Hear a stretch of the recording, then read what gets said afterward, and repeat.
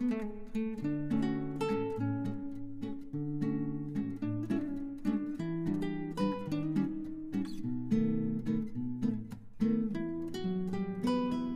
Morning everyone, আমি সৌমি আর আমার চ্যানেলের আরও একটি নতুন ব্লগে আপনাদের সবাইকে স্বাগত।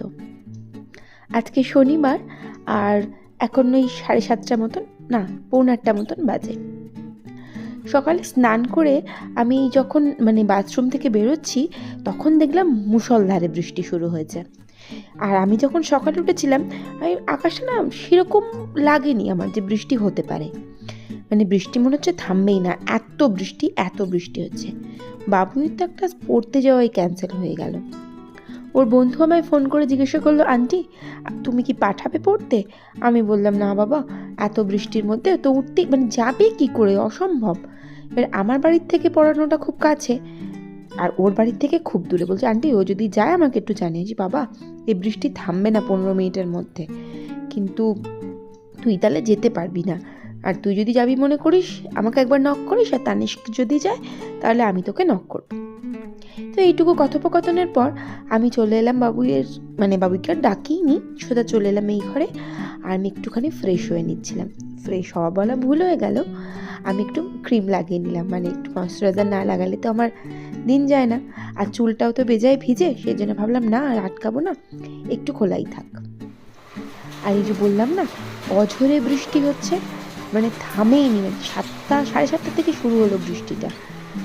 আমি যখন কাজ করছিলাম ধুলোর মতন পড়ছিল, তারপরে এইরকম ভয়ঙ্করভাবে বৃষ্টিটা শুরু হয়েছে। বাবুইকে একবার ডাকলাম যে বাবা তুই এবার উঠে পড়, তোকে পড়তে বসতে হবে। আর আমিও চলে এলাম রান্নাঘরের যা যা কাজ করার করতে। এত সকালে কাজ বলতে 1 কাপ চা। তার আগে ওকে জিজ্ঞাসা করলাম তুই কি খাবি? চা? বললো হ্যাঁ মাম্মা আমি খাবো, আমি উঠে পড়ছি, আপনি আমার জন্য চা করুন। তো গতকাল আমি সেই বলেছিলাম না দুধ ছিল না, আমি একেবারেই ভুলে গিয়েছিলাম এই বাবুয়ের এই কর্নফ্লেক্স খাওয়ার জায়গাটাতে একটুখানি দুধ ছিল। তো সেই দুধটা দিয়ে একটু চা করব আর বাকি দুধটুকু গরম করতে বসিয়ে দেব। এরকম বৃষ্টির মধ্যে ইচ্ছা তো হচ্ছিল মনে মনে খিচুড়ি খাওয়ার, কিন্তু গত 2-3 দিন আগেও আমি খিচুড়ি করেছি। এবার আজকে যদি খিচুড়ি করি তোমার বলবো তুমি কি আর কি পেয়েছো নাকি, রোজ রোজ খালি খিচুড়ি আর খিচুড়ি। আসলে আমার মতন কেউ অতটা ভালোবাসে না খিচুড়ি খেতে, আর শীতকাল হলে যদিও বা খিচুড়ির মজাই আলাদা। যাই হোক, এখন খিচুড়ির ভাবনা না ভেবে চায়ের ভাবনা ভাবি। তো দুধটা ফুটে উঠতেই আমি একটুখানি চিনি, চা যা যা দেওয়ার যেটুকু দিয়ে চা সুন্দর হয় সেটুকু করে করার চেষ্টা করলাম। গরু দুধের চা ওই যে বলি আমার হাতে খুব একটা ভালো হয় না, কিন্তু তাও খেতে ইচ্ছা করলো। তো মা বেটার জন্য 2 কাপ চা আমি ছেঁকে নিলাম, আর ও গেছে ব্রাশ করতে, তো দিয়ে দুজনে মিলে চাটা নিয়ে বসে পড়বো। তো কালকে তো আমার একটা বিস্কুটের প্যাকেট ঢেলেছিল, আর আমি করলাম কি আর একটা বিস্কুটের প্যাকেট একটা নোনতা বিস্কুটের প্যাকেট আমি ভাবলাম আজকে তাহলে ঢেলে দিই। বাইরে বৃষ্টি থামার নাম নেই, আর থামবে বলে তো আজকে আমার মনেও হচ্ছে না। তো বাইরের দিকে তাকিয়ে দেখলাম যে না, প্রচণ্ড বৃষ্টি পড়ছে। আর বাবুয়ের এখনও সময় ছিল পড়তে যাওয়ার, কিন্তু আমি আর পাঠালাম না পড়তে, কেন বৃষ্টি কোনোভাবেই থামেনি আর ওর বন্ধুও ফোন করেনি। তো বাবুই এসে গেল, ও আমার 2 মিনিট পরে এসেছে চা খেতে। তো ও আর আমি দুজনে মিলে একসাথে বসে পড়লাম। বাবুই আবার একটু চায়ে বেশি মিষ্টি পছন্দ করে, আর আমি একেবারেই চায়ে বেশি মিষ্টি পছন্দ করি না। তো যাই হোক, নর্মাল মিষ্টি দিয়েছিলাম চায়। আর তারপর বললো মাম্মা একটু প্লিজ ঘরটা গুছিয়ে দেবেন। ওই যে বসে বসে আমার সাথে ওস্তাদি করছে আর আমাকে দিয়ে ঘর গোছাচ্ছে। কালকে রাতের বেলা দেখলাম বুকশেলফটা খুব আগোছালো ছিল, তবে রাতের মধ্যে গুছিয়ে মনে হয় শুয়েছিল।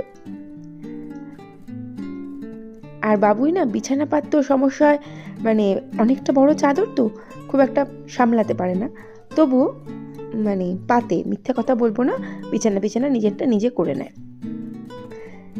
তারপরে আমি ওর বিছানাটা সুন্দর করে গুছিয়ে দিচ্ছিলাম, আর দরজার বাইরে বসে বকর বকর বকর বকর করে যাচ্ছে, আমার কানের মাথা পুরো খেয়ে নেবে। আবার জিজ্ঞাসা করছে মাম্মা 1 সপ্তাহ তো হয়ে গেল, চাদরটা পাল্টাবেন না? যে হ্যাঁ, যাতে তোর পরের চাদরটা নোংরা করতে সুবিধা হয়। আবার বলছে যে আপনি তো সাদা চাদর তাড়াতাড়ি পাল্টে দেন, সেই জন্য বলছি। তো এদিকে বিছানাটা গোছানো হয়ে গেল, আর ঘরে একটি আনাজও নেই, অল্প কিছু আলু আছে, মানে সেটা হয়তো এনাফ নয় রান্নার জন্য। মানে আলু, মানে যদি আনাজের আলা দাদা আসেন তার থেকে একটু আলু একটু পেঁয়াজ নিতে হবে, নাহলে কী যে রান্না করব ভগবান জানে। আর আমাদের এই মধ্যবিত্ত পরিবারে এই বর্ষার মধ্যে সবাই আমরা খিচুড়ি পছন্দ করি, আর খিচুড়ি যদি খেতে না চায় তখন আর কি করা যায়।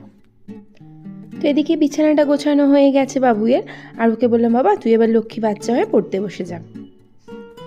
তো বাবুই পড়তে বসে গেল, আর আমি সোজা চলে এলাম দোতলায়। দেখতেই পাচ্ছেন দোতলার সমস্ত ঘরে ঘরে আমি গতকাল থেকে জামা কাপড় মেলে ধুলে রেখেছি। অ্যাকচুয়ালি ব্যালকনিতে মেলা ছিল, আর রাতের বেলা না বেশ ঝরঝরে হয়ে গিয়েছিলো, সেই জন্য ব্যালকনি থেকে তুলে আমি সেগুলো ভেতরে ঘরের মধ্যে দিয়ে দিয়েছিলাম। কারণ যদি বাই চান্স রাতের বেলা ঝাপটায়, বৃষ্টির ঝাপটায় যদি আবার ভেজে যায় সেজন্য কেলো হয়ে যায়। মানে বৃষ্টির ঝাপটা তো এলোপাথারি ঝাপটা হচ্ছে না, কখন পূর্ব কখন পশ্চিম মানে ঠিক ঠিকানা নেই। পরশু দিনকে সন্ধ্যা দিতে উঠেছি ঠাকুর ঘরে, দেখি না দক্ষিণ দিক থেকে ঝাপটা আসছে, যে হে ভগবান। তো এরপর আমি জামা কাপড়গুলো সব মেলে দিলাম ব্যালকনিতে, আর আমি না একটু বৃষ্টি পড়ছিল সেজন্য দৌড়ে ছাদে এলাম। আর ছাদে এসে দেখছি টবগুলো তো একদম জলে ভর্তি হয়ে গেছে। আর এরকমভাবে যদি জলগুলো থাকে টবের মধ্যে আমার গাছগুলো তো শেষ হয়ে যাবে। আর দেখতেই পাচ্ছেন কত আগাছা হয়েছে, যেগুলো আমার এখনও পরিষ্কার করে দেওয়া হয়নি, মানে আমি কখন পারবো পরিষ্কার করতে তাও জানি না। তো সেজন্য এই ঝিরিঝিরি বৃষ্টির মধ্যেই ছাদে উঠে সমস্ত টব থেকে আমি জলগুলো সব ফেলে দিচ্ছিলাম। তো এরপরে নিচে চলে এলাম, আর ওই যে বললাম না যে ওই আনাজাল্লা দাদা যদি আসেন তাহলে তার কাছ থেকে আমি একটুখানি আলু আর একটুখানি পেঁয়াজ নেব। তো উনি যথারীতি এসেছিলেন, আর আমি একটু আলু পেঁয়াজ নিয়ে নিলাম। আর কিছু বাসন পড়েছিল ব্রেকফাস্টের, চা খাওয়ার, সেই সমস্ত বাসনগুলো ভাবলাম এবার মেজে ফেলি।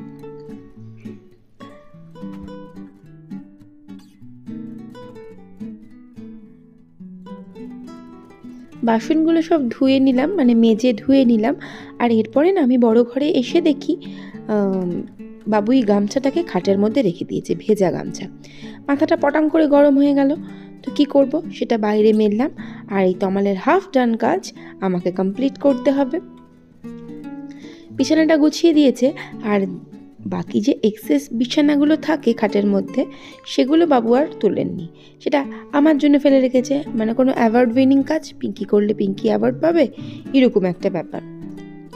তো সব জিনিসগুলো আমি এই ওয়ার্ড্রোবটার ওয়ার্ড্রোব না, বক্সের ভেতরে তুলে দিলাম। আর মানে ওই যে কোনো রকমের বিছানাটা ঠিকঠাক করে দিয়েছে, আর সেগুলোও আমি একদম সুন্দর করে গুছিয়ে নিচ্ছিলাম। সাদা চাদর পাততে আমার যে বিছানায় কি ভালো লাগে আমি কি বলবো। এরপরে ভাবলাম চলো অনেকটা কাজ আমি কমপ্লিট করেই ফেলেছি, আর রান্না বলতে সত্যিই আজকে আমার সেরকম কিছু নেই, যা আছে যেটুকু আছে আমি সেইটুকুই রান্না করব। আনাজ একটিও নেই ফ্রিজে, আর তাই জন্য ভাবলাম একটু ডাল সেদ্ধ করব, ওই জন্য ডালটা বসিয়ে দিলাম। আর কদিন ধরে না ওই রেহানা করিম ব্লগে ওই দিদিভাইকে দেখছিলাম একদিন, না মনে হয় হ্যাঁ ওই দিদিভাই মনে হয়, আমি কনফার্ম নই, তবে 90% মনে হচ্ছে ওই দিদিভাই। উনি না এই কাঁঠাল দানার ভর্তা করছিল। হ্যাঁ ওই দিদিভাই না কি জানি কে, মনে নেই। তো সেই কাঁঠাল দানার ভর্তাটা আমার দেখে খুব খেতে ইচ্ছা করেছিল, তাই ভাবলাম একটুখানি কাঁঠাল দানার ভর্তা করব।